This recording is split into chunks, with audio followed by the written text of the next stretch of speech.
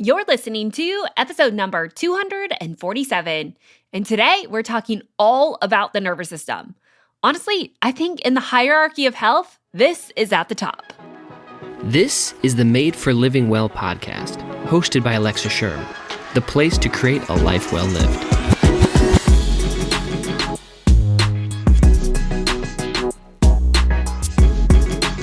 Welcome back to this podcast. As always, my name's Alexa, and this is the place where I believe you were made for living well. Yes, you have everything you need to live healthy inside of you.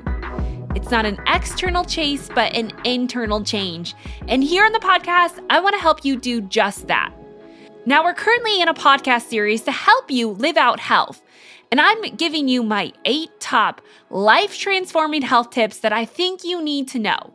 And not just need to know, but to live out. So far, we're on part 4. The first part was all about the 2 minds and using your brain to create change. The second one was about habit formation and actually enjoying the things that you want to do. The last podcast, the one right before this, was all about meditation. And today we're talking about nervous system regulation, which all of these kind of have led up to this moment of how do we actually regulate the nervous system and why is it important? Today, I'm going to be asking an expert in the nervous system, Jessica McGuire, all about how do we actually heal and why is this so important?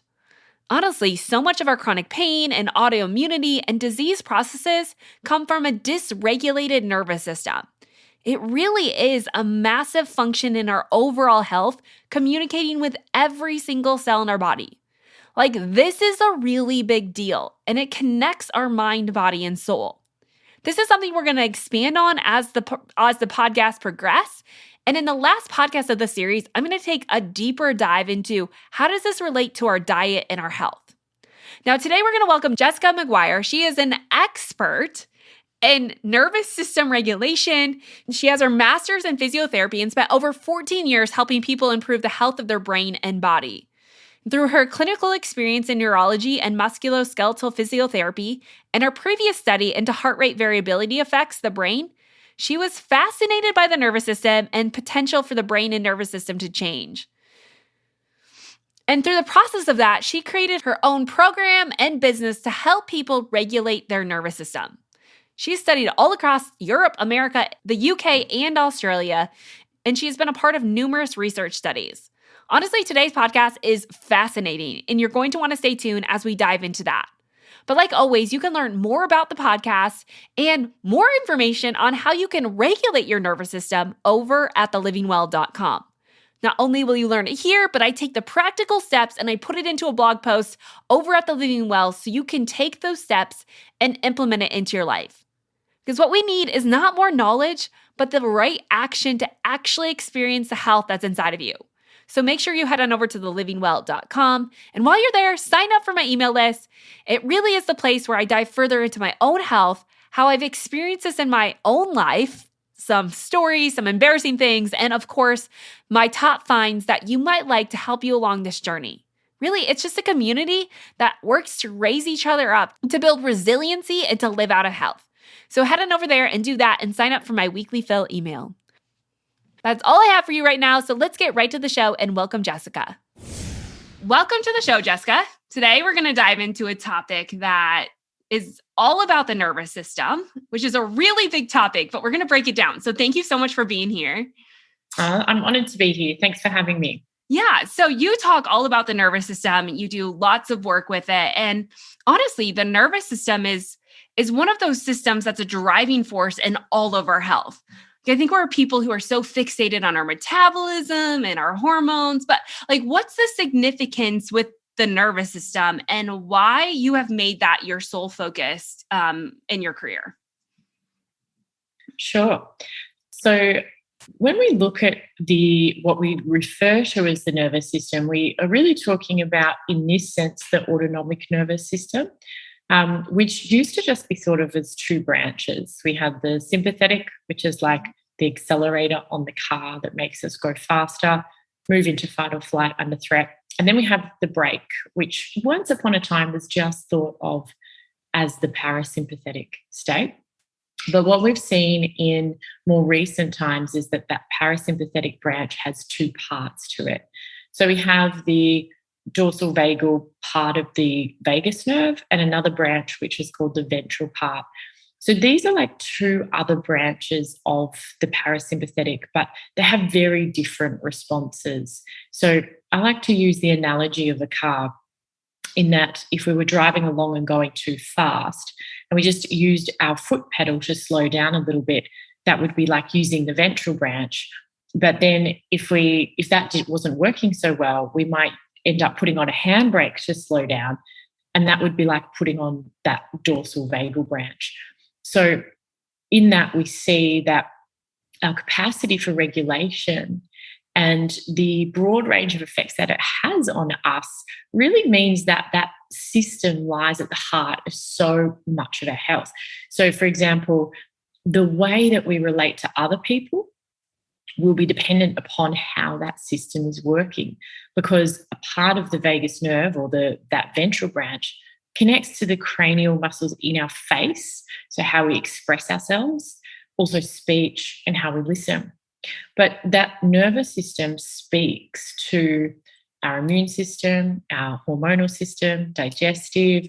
It's involved with the inflammation as well, so we can see things like chronic pain. And so for the patients that I worked with when I was working as a physiotherapist, had a lot of chronic pain. And what the study has shown is that although we may use those modalities like manual therapy or massage or different types of treatment, there are a range of people that don't respond to that.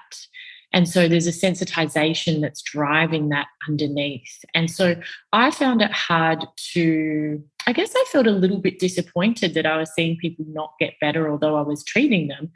And then what the modern pain neuroscience has shown is that effect of, say, the body influencing the brain, but particularly how people interpreted pain as a threat. And so that tied in that nervous system part as well. So the more I went into it, the more I understood a framework that I could see in this certain group of people who didn't improve. There's a response of the nervous system, there's a response of their emotions, and it was driven by other factors too, like their relationships, what they believed was wrong with them, financial pressures, and to have a framework to understand that we can't separate the body and the brain, I found was really, really helpful in helping these people then get better. Yeah. I mean, it's really interesting because I think we're so quick to zoom in on health and just look at specific systems. But when we start talking about the nervous system, it really is that connection between our mind, body, and soul, like the whole of who we are, which is so wildly important as we talk about this. Now, when you mention the different branches of the nervous system, we have talked about the sympathetic, parasympathetic. Can you maybe just explain those a little bit quickly here at the start of this as we kind of dive deeper into this, so we have a really good baseline of what exactly are these systems and what are they doing? Absolutely. So if we again use the analogy, I think it's useful to think of the car as like our speed that we go at. And when our nervous system is functioning well, we go at the right speed for the conditions that we're facing. So that means that I'm not always calm, but my nervous system is really flexible and adaptable, and I can rise with my energy up to meet challenges and demands, and then I can come back down when I need to. So if we look at that as that sympathetic part, first of all, we'll see that it begins sort of through the systems at the back of our neck, through the mid-back, and travels out. And it really is an energizing system. It brings in that speed, and we'll feel it. So let's say, for instance, and we can look at this on a spectrum. So at one end, we might feel that mobilizing energy from this system. So I can feel that now as I'm talking to you, because I'm passionate about this topic. And it helps me communicate this, to focus on what you're saying, to really have the endurance to talk to you, say, for as long as I wanted to on this topic. Now, that's one end of the spectrum. If I have that controlled or tied in with my, let's say, that ventral branch of the vagus nerve, I'll be in the zone for play. So I feel the mobilizing energy, but I still feel safe. Now, on the other end of that spectrum, or if I neurocept something as danger, which means how down in the lower centers of my brain, I can detect if people are safe, dangerous, or life-threatening, or this could be places. So if I detect, this isn't safe, and it's not even happening in our conscious awareness, then I will have that branch of the vagus nerve come off or withdraw. My heart rate will speed up, and I'll have the release of stress hormones from that sympathetic system, and then I might move more into fight or flight. So that's where we feel the racing heart, we'll feel heat traveling through sort of our arms and legs, getting us ready to run away. We might feel the blood leave our gut quickly. We can feel tension in our body. And this is amazing. It's such an amazing system. It works so fast, and it always acts in service of our survival. So that's our accelerator. And then on the other side of that, where we said we have our vagus nerve, the ventral branch helps us recover and come back. So it puts a brake on our heart to slow us back down. So let's say I was driving along, someone swerved onto my side of the road. Sympathetic nervous system would help me quickly take action, get out of there. I might feel my heart beating, but then afterwards, the ventral branch of the vagus nerve comes in to slow me down. Let's say that wasn't working so well, and my heart rate was elevated for a long time. I was feeling really upset and worried. What might happen eventually is that I drop down into a bit of a collapse. So that would be my dorsal vagal system coming in, slowing me down. It's like that time where you crash for a deadline and you're like, go, go, go, go, go, go, go. Yeah. And then you sort of burn out. Yeah. That would be an example of that feeling. So the heaviness, the flatness. So we want to be in that state most of the time, if we can, where that ventral branch takes us to feeling centered, calm. We connect the best with other people. Mm-hmm. Our health is optimal because our immune system, digestive system, and our endocrine system all function at their best. Yeah. I always say health is more like a pendulum, right? It's like trying to find that balance. I think we're so quick to go to the extremes. And I think even when it comes to our nervous system or hearing about stress, it's like, I just need to create this stress-free life. But our nervous system was designed for stress. And you talk a lot about resiliency, which is one of the reasons I wanted to have you on, because I love this idea of like, we also have to push our bodies. Like stress is not bad. It's somehow there's a balance in there. Can you talk more about why and how our body was designed for this? And like, where is that line of that's too much stress, then you're going to kind of crash on the backside. Like, where do you find that balance in there? Or how can you train yourself to find that balance? Such a good question. So if we look at what we have inside, we have a process called allostasis, and it is exactly as you say, Alexa, it's that pendulum, or it's like a thermostat in a house.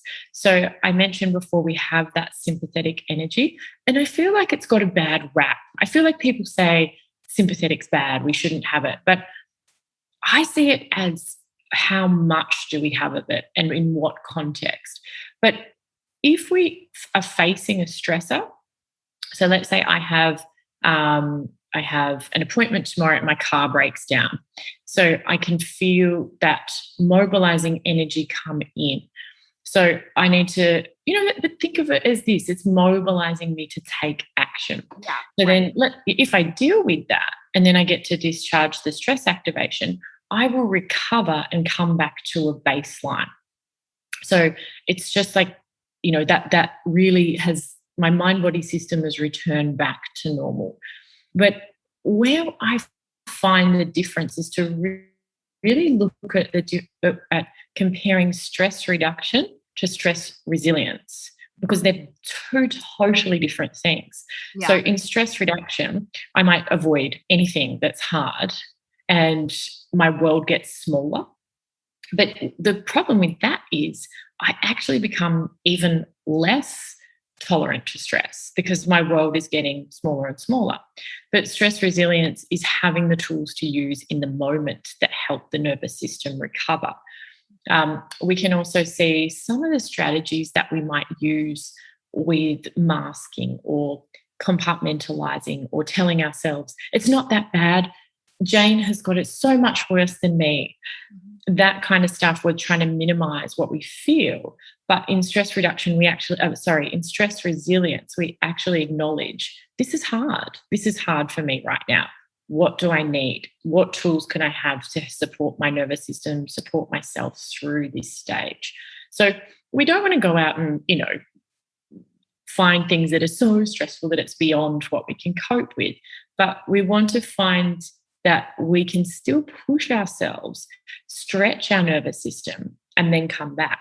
So because I'm coming from a background in physiotherapy where we looked at pushing people's bodies after they'd had an injury, this is really the same. We can learn to stretch our nervous system after we've gone through periods of chronic stress, or for some people, eventually they can get to that if they've had traumatic stress. It's really about teaching a lower center area of the brain, we'll call it the survival brain, teaching it that it can actually cope in that moment, and then allowing the nervous system to recover fully. So where we talked about that sympathetic system as being mobilizing a lot of energy, it's being able to discharge that energy. So for a lot of us who sit all day and we're really wound up, we probably don't get enough opportunities to discharge that mobilization. And that's where we might see an increase in anxiety and things like that. Mm-hmm. Yeah. It makes total sense of I think so often we look at these stress responses as so exhausting, but it's really like that backwards thing of you're more just bound up in energy, which makes it feel exhausting, where we just need to have this open flow of energy of dissipating it. And I think when we talk about chronic stress being a link to chronic pain and autoimmunity, I mean, can you just share more about why that is such a huge hurdle, or why that's such a huge linkage between all of these illnesses and diseases that maybe we're confronted with and just this bound up stress that we have a hard time dissipating from our body? Sure. Well, we can look at it, first of all, through seeing what happens with the sympathetic nervous system. It automatically creates more activation in the musculoskeletal system, getting us ready to run away or to fight. We'll really see for some people, they might bring their shoulders up and that tension through the muscles in the neck. So that's one aspect in itself that can lead to aches and pains. But where we look at it with persistent pain that doesn't get better after injury or when the tissue has actually healed is the areas in the brain that process physical sensations are the same areas that process emotions, our stress responses as well. So working with sensations can really be helpful in this instance. So what happens is in the brain, there's certain areas that will light up when something's painful. And it doesn't matter whether it's emotional pain or physical pain. And it creates what we might call this connectome. So different areas that light up. And it will be different for every person. So we might see that the frontal part of the brain lights up. That's where our thoughts around what's happening with this pain or what it means comes in. We see there's different areas, particularly in the insula or the sensory cortex, which is important. But we see the lower centers, the fear centers, like the amygdala, which is our smoke alarm or detector of danger. That also lights up. But there was a really interesting study done which showed that it's one of the professors here in Australia. He took a patient and then did a MRI of their brain doing a task. And then he educated the patient about pain and said that the pain wasn't necessarily meaning that the tissues were being damaged. It was more that that system had become sensitized because of fear. And then on the next functional MRI, the areas that in the brain that lit up, it wasn't as much, it had come down. So because there wasn't as much fear, there wasn't all this activation in the brain. So we can look at this as well with understanding how we pay attention to physical sensations I was mentioning neuroception before, how we detect if people or places are safe, dangerous, or life-threatening. Neuroception is informed by what we feel inside of us and also what we're seeing or hearing or sensing outside of us. But some of us, when we feel sensations, whether it's pain or a feeling of nervousness, it really can amplify by how we see what that sensation means. So let's say I'm scared of going to a function and I feel pangs of nervous energy going through my body. And let's say the sense of that is immediately interpreted by my survival brain as a threat. And my thoughts are, this is going to be so bad. I'm not safe going to this event. It just continually can amplify until we end up moving into a state of anxiety and being really, really wound up. So what we can learn to do is to look at how we relate to sensations. Some people on one end of the spectrum might say they might be amplified and they run away with a story that something terrible is going to happen. And on the other end of that spectrum, some people will cut off from sensations, block them out, but they still affect them anyway. So that in part is really looking at how we can say that physical pain, or it can be emotional pain, can change the way it's processed in the brain, but also even sensations can turn into driving our threat response, particularly after chronic and traumatic stress. Mm-hmm. Yeah. So it's just like a processing issue inside of our body. And all of us probably do that in some different way based on our past experiences and our past traumas and what we've been through. So have you seen that people who have gone through more things? I mean, obviously, probably every adult at some point has been traumatized or has experienced some kind of pain. But do you see repetitive pain over time creates more autoimmunity, more chronic pain versus those people who have relatively little? Yeah, so there was a really interesting study that was done called the ACEs study, which looked at people who suffered from childhood trauma, and their chronic illnesses later in life were far, far higher. So we know that happens. Where it depends on where you look at this process of experiencing difficult times or adversity happens. The branch, that ventral branch of the vagus nerve I was talking about, it still keeps forming in our first few years. And there's even research to show that it forms right through to our adolescence. So in looking at that, our social bonds when we're young will help that form properly. So around the nerve is this, what we call myelination, which is like a insulation around the nerve and helps the impulses travel faster. So when we look at a person's ability to regulate their nervous system or bring that vagal brake in to slow down, that can definitely be related to illness later in life.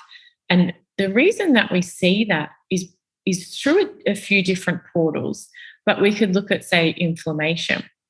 When we come back into that state where our vagus nerve is working well and we feel calm and centered, we're connecting with other people, we'll see that this is the time where our body heals, where there's rejuvenation. We see a balance with the immune system. So particularly we can look at that with the balance between pro-inflammatory cytokines and anti-inflammatory cytokines. And then we also can see that when we would go into our sympathetic nervous system, there'll be a ramp up of our immune system. So if you were to think of what we call nervous system dysregulation, this is moving or spending most of our time outside of that state where we're feeling calm and centered. So when that happens, when we're spending most of our time outside, we are not coming back to the place where our body gets to repair itself. That can be the start of for some chronic illnesses taking place. And it might not necessarily show up as, so let's say, for example, if the gut, So when we move into that sympathetic state, the blood moves away from the gut. And then those stress responses are only meant to be about 10 minutes. But let's say I'm spending hours in that state. I'm not going to have the healthy movement of food through my stomach, where then with that slowing down, that takes an effect on my microbiome. And it can be the start of things like IBS and other certain gut issues where the motility isn't moving as well as it should. So that's one example, but we can certainly see it from that immune response with inflammation as well. But once we come back into the state where our digestion can then function properly, we can rebalance the microbiome. We can, that pain reduces, and we're also getting a reduction in inflammation as well. Mm-hmm. Yeah. So when we talk about the gut, right, oftentimes it's talked about as a communicator with our nervous system. Do you feel like it's the nervous system communicating more with our microbiome, or do you think our microbiome has equal communication with our nervous system? Like, is it the chicken or egg kind of situation? Like, which one is more to blame for the health of our microbiome, do you think? Yeah, it's $1 million question, because what I like to see is looking at the connection of the vagus nerve from the brain going right down through our gut, like it penetrates the gut. And so 80% of the vagus nerve fibers are running from the gut up to the brain. Which is an incredible amount, right? Like that's an important aspect of both of those things. Absolutely. Yeah. So if we said then those 80% of fibers running up are carrying sensory information, so how it feels, but they're carrying a lot of messages and signals up to the brain. So if we are, say, feeling a lot of pain in the gut and have gut issues, we can, the lower centers in the brain may detect that as a threat or that something's wrong. And then it will change the 20% of the fibers that come down into the gut, which, change how it's functioning. So there's a regulation process, and it's a complete cycle. I don't think you can break it up, but it's more looking at, okay, where do I want to work? So this is why the gut is so powerful. If we can really bring some health to our microbiome, we're definitely improving that. And even in a sensory point of view. So I know from teaching a lot of work with paying attention to sensations, the gut is a really hard place for people to often sense that the feelings that are there. So many people have cut off from them. A lot of the time we're tensing our belly and holding it in.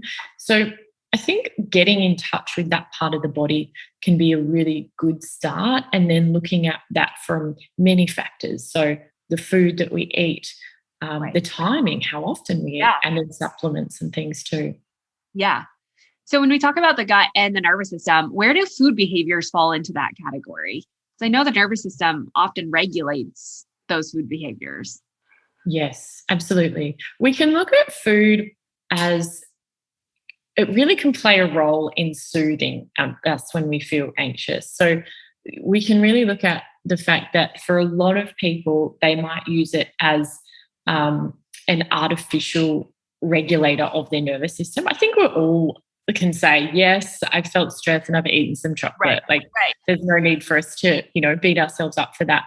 But for some people, they might be using food as when they're in that sympathetic state and really wound up, to help soothe them and bring them back down, which just makes perfect sense when we think of babies. The feeding mechanism was actually is involved so much with the vagus nerve, the sucking and the swallowing, and even the being held. So it really takes us back to a place where we might feel safe. So food can bring it in that way. And then for people who tend to be on more the burnout, flat, feeling so down, food can help to bring a sense of coming back up as well. So in that way, I see it as we may use it to try and regulate our nervous system, but unfortunately, it doesn't always bring, that true regulation that many people need. And then, of course, how we eat is going to play a massive role in the state of our microbiome. So we can really see it there as well. Right. So is food a obviously it gives us some kind of feeling of calmness, of soothing. Like that's a true phenomenon. That's not something that we just make up in our head, right? Like totally it's truly, is. Yeah. Yeah. So I think so many people struggle with that too, right? It's like, it's such an unconscious or subconscious act sometimes. How do we start to deal with some of this so that we can find and learn other ways to soothe our nervous system? And is it like one of those things that once you get your nervous system back into balance, it's easier to maintain that versus this I'm kind of all over the place situation? Yeah, great question. So I think the place to start with is just slowing that habit down. So often it will be like almost conditioned that it's like, particularly for people who probably work at home. So it's like the pressure comes on. It's like, oh, I'm just going to get up and move away and go have a snack. And it's like, I feel a bit better for a minute. Oh no, the work is still here. It's not really, So again, it's looking at that stress resilience. I think just pausing and saying, okay, what state am I in? What's happening here? I feel, say, the tension in my shoulders. I'm hearing thoughts like something terrible is going to happen.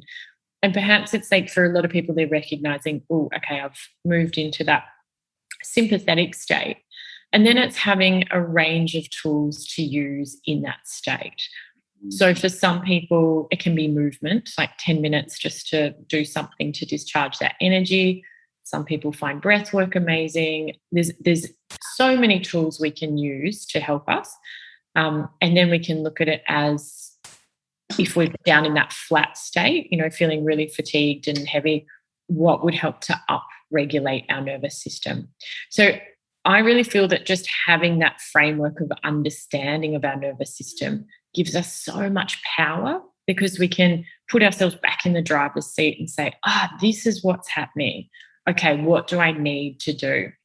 But until we make those connections or build that autonomic awareness, we can just reflexively act. And then over time, absolutely, as we bring more balance to the nervous system, those automatic responses that we have, they won't be as intense. So we don't swing up to the highs as much and down to the lows. Certainly not saying that life becomes perfect, but we spend more time in that state where we feel calm and centered, and then we can make choices that align with our values and our goals. We slow things down a bit. Right. Yeah. And I like how you said that because I think so often we're looking for that constant perfect that's like that line that's perfectly straight. But really the essence of life is having some, like you said at the beginning, having some of those highs and having some of those lows, like stressing the body, but also knowing how to relax. What are some ways that we can destimulate our nervous system or calm it down? And what are some ways that we can help enhance it when we are feeling sluggish that are not food? Yes, absolutely. So this is a really individual approach. Like a lot of people say to me, what's the one best exercise to help the nervous system? And there really isn't one. The fact is, like, if you think of attunement, how a mother soothes her baby or a father soothes the baby, and they tune in to like, okay, my baby is really wound up. What do I need to do? Okay, I'm going to bounce it around. We're going to move. We're going to walk. We're going to, or we might soothe it, in that way. So the parent attuning to the baby is really important. Mm-hmm. And then if they're flat and like they might stimulate, add some energy. So really there's a range of ways we can do this. When it comes to stress, one thing that's a little bit more effective rather than trying to talk to ourselves and try and change our mind state is to really get into our body states or bodily states.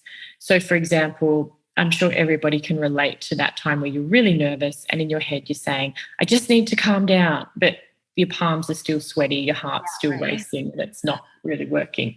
So for some people, it might be sensory information that's coming from outside with slowly looking around and say, okay, I can notice that tree there, looking at the tree, slowing down, looking around. So that just brings us back into the present moment. because these survival responses take us away from the present moment. So we want to try and come back to the present moment.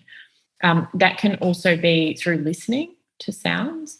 It can be through, if you were just to say, okay, I'm sitting here and I can feel my pelvis connected to the chair. I can really feel supported by the chair. I'm going to anchor myself here. And these are just very brief little things I'm giving you. It's a bit more complex than that, but it gives you an idea. But I really feel that the essence of resilience is our relationships and people who we can be around who are very grounded themselves at that time. So we call this co-regulation, where I will start to mirror the state that you're in because I'm picking up on what you're showing me on how safe things are. So your posture, your gestures, the tone of your voice, the expression on your face, all of that will change the state that I'm in, and eventually I'll come to shift towards your state. I might not be the same, but I'll come to shift to that. And that's the same with even being flat. You know, when we're down and we need to bring ourselves back up, we can do the same thing. So, you know, there's a lot of talk on codependency and how terrible it is. And, you know, we don't want to swing to that part where we're totally reliant on other people every time we feel stressed. But we really can turn towards people in those times where we're feeling that we're struggling. And if those people can stay grounded themselves, that is one of the greatest resources we have. So I mentioned some of those tools before that was self-regulation. Co-regulation doesn't even necessarily mean that we need to tell a whole story to someone or that they need to listen to someone. It might just be that we hang out with them, go for a walk, do some cooking together, something like that. And if that person stays grounded, we will mirror that person. Yeah. I really appreciate that you said that. I feel like I hear, you hear that all the time of like, heal yourself, you need to do this work for yourself. And I've always felt like we're such dependent people on other people. Like that's the essence of life, is living in community. And so I really appreciate that you just said that, because I think that is really important, is just the act of living has to be done with other people, or it should be. Absolutely. Yeah. I mean, why heal yourself and get all well to be like, one day ready for being in a relationship or being ready for connection? I mean, we need it now. And it's so linked to even inflammation, like lack of connection has been linked to that. So it's actually shown to really improve our immune system. So I see that, I didn't know this information early on in my career working one-to-one with people. But later on, I realized that in itself is medicine. If we really want to help people, it's being able to stay regulated ourselves, even as people are experiencing their own turmoil. So very useful. Yeah. I mean, I think more and more is going to come out about the need for connection, not just social, on social media, but physical human connection is so important. Yes. And I think it's an aspect that a lot of us are missing, waiting to live or waiting to experience life until we think we're confident enough or that we have it all together, which none of us do. And I think kind of moving in that along those lines, I think I look at even body fat. A lot of people come to me looking for answers on body fat. But in my perspective, body fat is serving a purpose, and nothing inside of our body is there without a purpose. And some of us just have more of it because it's served a bigger purpose. And I think some of this relates back to the nervous system, but I would love to hear your opinion on it. It's all protective, right? Like our body is always acting in protection. And the leading form of that is looking for survival, which often comes in the form of, conserving energy in the form of body fat. But we also have the ability to change that. So I guess the question is, do you think that people can think themselves well? Or do you think, that's a big question. But sometimes I think we're so focused on all these external things, on eating the right foods, on moving our bodies, but that's such a small aspect of health. And when we start to really look at the nervous system, you think we can alter it enough, or first by how we think or being aware of what we think and altering that? I mean, I mean, the nervous system to me has got to be that key. I don't know what you think, but that top tier and the aspect of healing, because it opens up that flow. I just don't know, like, how I guess, and what you've done, how big is the nervous system and the art of healing and the art of getting healthy and losing weight and being at a healthy weight, all the things that people are really looking for. Where do you put it? Look, to me, then from that part about how important it is in the nervous system, I see it lies at the heart of our health, because if we look at, like what you were saying, it always is acting in service of our survival. And exactly like what you said with how we may have extra weight on or extra fat, it's the nervous system has learnt from what we've experienced in the past. So it's highly, highly adaptable.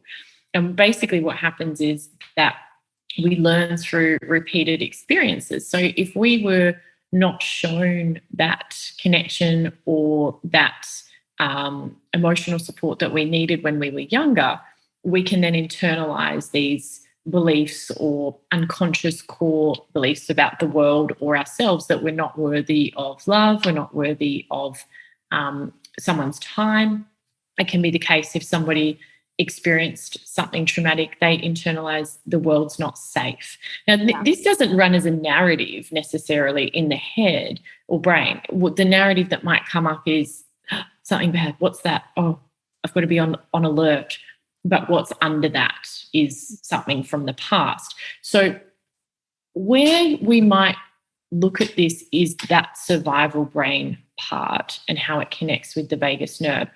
So it's not necessarily that we can use mindset to change our nervous system, but we need to tap into what's outside of our awareness and bring it to understanding, reducing that shame and blame for ourselves that, we're weak, we're not resilient enough, we just need to be more stoic or whatever it is, which I'm sure is a similar narrative for people who want to reduce body fat.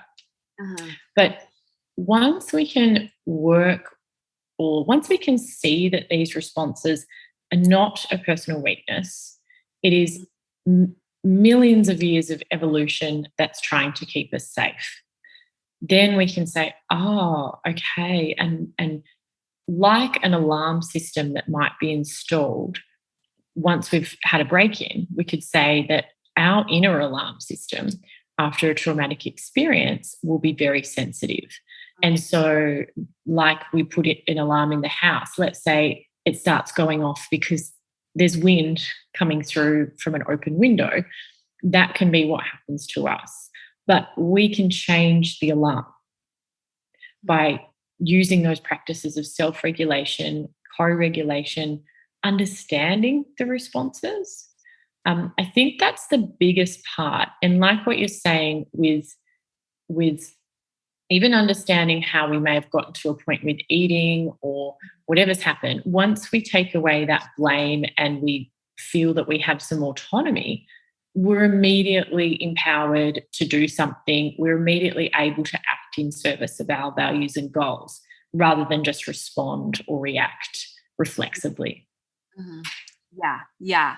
So when we talk about, these steps that we could take, obviously there's a lot of them, but even when it comes to creating better vagal tone, like these, like the act of awareness obviously is that first step. But what are some things you're doing on a daily basis to center your nervous system, to ground it out?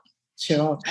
For me, I definitely need movement. So with doing a lot of work sitting, I find I do tend to get a little bit jittery if I don't do some exercise. So often in the middle of the day, that might just be 20 minutes and that's enough to be able to keep going. I've learned to stop pushing as hard as I did when I feel that amplification come up.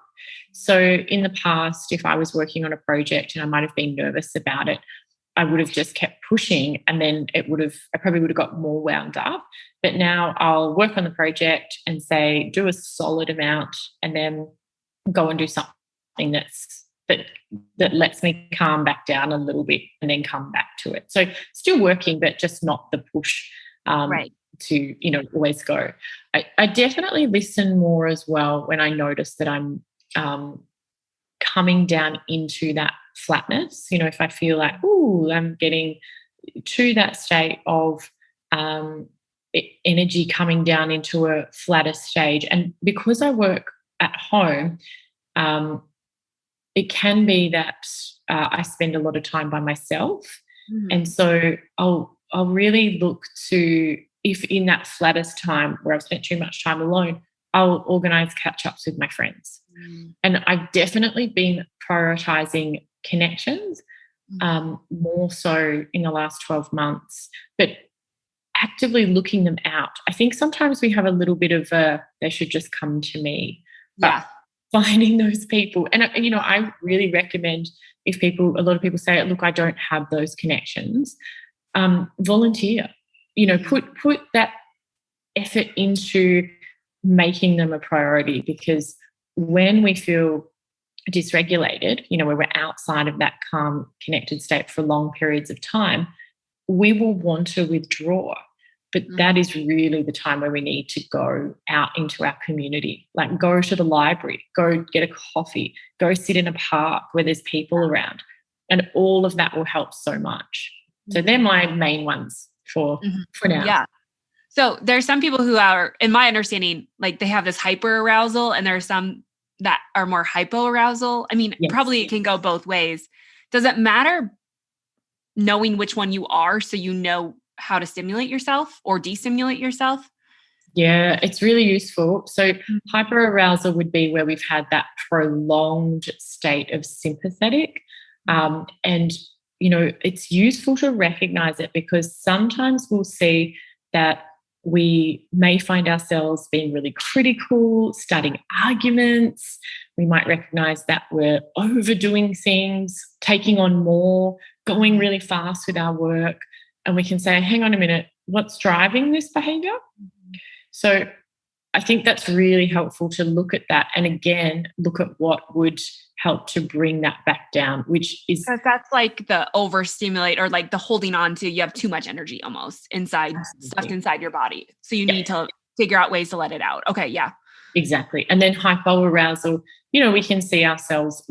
I think a lot of people criticize themselves as being lazy, but this would really be where we might find there's extreme procrastination.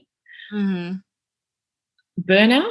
would fit into this category. Like, burnout's a funny term. We hear a lot of it, but really what it is that we have a lack of the sympathetic energy and a lack of our vagus nerve working well. So that sympathetic mobilizing energy that's making us passionate, it's gone kaput, because we've probably been really hyperarousal before that. That's typically what we see. That burnout comes from, we spend so much time being anxious, we deplete that system, and then we're just yeah. But it's not a personal weakness. It's a physiological response. Yeah. And I mean, all of this has the power to change. I mean, our entire brain system is evolving and changing, which I think is fascinating in the work that you do. And I want to talk more about your vagus nerve program, because this is a really important topic. And one, I think that we so easily miss in this chase for whatever it is that we're looking for, but this really changes the whole of who we are. So can you talk more about your program and maybe just some of the things, I think people might be listening to this and thinking, okay, but what can it really do for me? Like, what is that tangible? What am I going to see on the other side of that? Like, what can you put that into words a little bit of maybe what you've seen from some of the clients that have gone through this program, or just in general, the work that you've done with nervous system? Sure. So from the last group that went through, we had a lot of people say that their panic attacks stopped. So that is such a rewarding feeling to know that somebody can have such a profound change from that chronic anxiety. A lot of people will find their digestion and sleep and energy improve. So they're the main ones, which is fantastic, because we know that we're seeing changes in, the microbiome.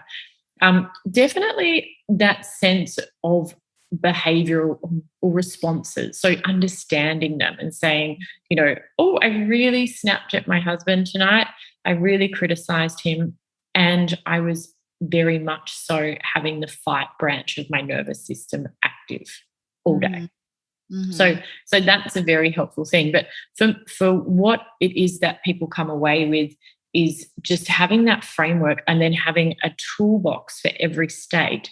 And that is really what makes people resilient, is having more tools and resources than the challenges that they're facing. Mm-hmm. Yeah. Yeah. I love all of that and everything that we talked about here. It is such a fascinating subject. And I think we could have pinpointed just one thing and gone even deeper with that. So maybe at some point we'll have to have you back on and talk more about that. But I really appreciate you being here, Jessica. Can you tell us where we can learn more about you and your program? Sure.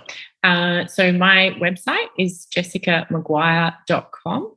And I'm over on Instagram where I share quite a bit repairing the nervous system. And I would love to come back, Alexa. Thank you so much for having me. Yeah. So one last question before I let you go. What is the final word of encouragement or something that you really want everyone to take away from this podcast? I think allowing or learning that framework for understanding the responses of the nervous system is one of the most helpful things you can do to reduce that feeling of I'm doing something wrong, I'm falling short, I'm not enough. It's helpful to see that we all have this human nervous system that is adaptable from what we've learned in the past. But as we've said, it's absolutely adaptable to change how it will respond in the future by what it experiences today. And we have the tools to give it new experiences in practice that will change the way it responds. And that brings us so much freedom and so much wellness when we can learn to do that. So I would just encourage people who may have felt that there was no hope or that they're helpless, that there certainly is for a lot of things that relate to the nervous system. Mm-hmm. Yeah. So powerful, Jessica. Thank you again so much for being here. My pleasure. Thank you for having me. I mean, I told you it was pretty fascinating, right? Jessica is a wealth of knowledge with the nervous system, and I hope that you're starting to realize that health is so much more than just what you eat and how you move. In fact, your nervous system is going to regulate what your body does with those things. So we really have to come back to how do we help support our nervous system? Not to create this weak system that is free from stress, but to build resiliency inside of our body. And our bodies are pretty darn resilient. So if you want to learn more about that, again, head on over to thelivingwell.com where I share more information on how to take this information that Jessica shared and make it practical. You'll also find all of the places where you can learn more about Jessica and check out her nervous system program. You can find more at jessicamaguire.com. Or you can find her on Instagram at Repairing the Nervous System. You're definitely going to want to check her out, follow along, and really start to implement some of this work because it matters more than what you eat. I'm promising you that. Yes, what you eat matters, but this is really where the rubber meets the road. Okay, that's it for today. Now, I know I said today was going to be a solo show. I actually pumped it back because next week it's going to launch on Valentine's Day, and it's all about sexual wellness, a topic that we haven't talked about here at The Living Well or Made for Living Well, but really does matter to the overall health of your body. It's a big deal because we were made to reproduce. And so this is a topic that we need to talk about. Now, it also is going to give you a little insight on the entire sexual health podcast series that's coming out later this summer, and hopefully we'll build some excitement around that. But come back next week for that podcast on sexual wellness and why it matters to your health. And in the meantime, don't forget to go back and listen to all the other podcasts in this series on 8 life-transforming health tips you need to know. Okay, I'll see you back here next week.